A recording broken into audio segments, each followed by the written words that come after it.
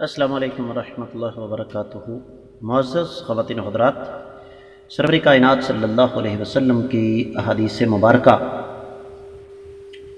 مشکات المصابیح سے کتاب الزکاة ہے، اور باب ہے ان لوگوں کے بارے میں جن کے لیے سوال کرنا جائز نہیں اور جن کے لیے جائز ہے۔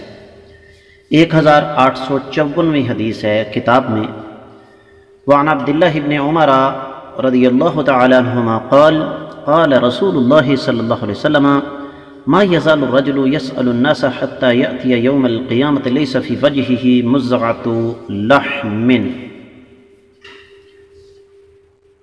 متفق علیہ۔ یہ حدیث صحیح بخاری اور صحیح مسلم سے ہے۔ حدیث کے راوی سیدنا عبداللہ بن عمر رضی اللہ تعالی عنہما ہے، سیدنا عمر رضی اللہ تعالی عنہ کے لخت جگر۔ ترجمہ اس حدیث کا ہمیں ہلانے کے لیے کافی ہے۔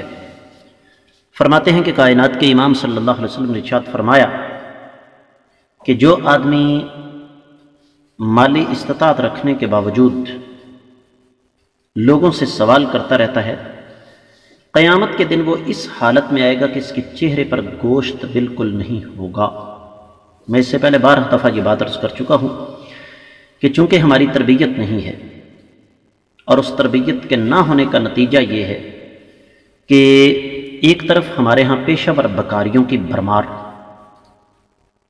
اور دوسری طرف چونکہ ہمیں اس بات کا علم نہیں ہے کہ صدقہ کس کو دینا ہے اور کس کو نہیں دینا، نتیجتاً دونوں طرف کی زیادتی کے بعد معاشرے کے اندر بتدریج بیکاروں کے مانگنے والے ٹولے میں مسلسل اضافہ ہوتا جا رہا ہے۔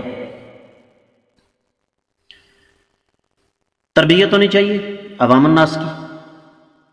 غیرت مند آدمی کسی کے سامنے ہاتھ پھیلانے سے پہلے 50 دفعہ سوچتا ہے، جان نکل جاتی ہے کسی سے مانگتے ہوئے۔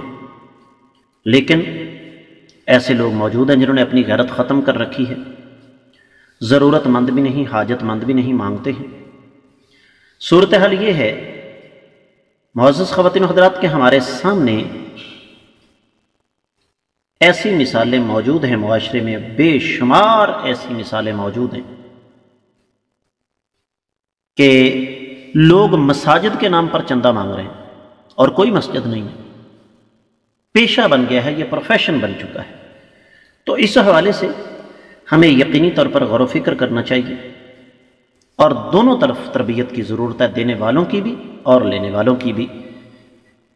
اللہ تعالیٰ سے دعا ہے کہ رب کائنات ہمیں اس حدیث کی روشنی میں اپنی تربیت اور اصلاح کرنے کی توفیق عطا فرمائے۔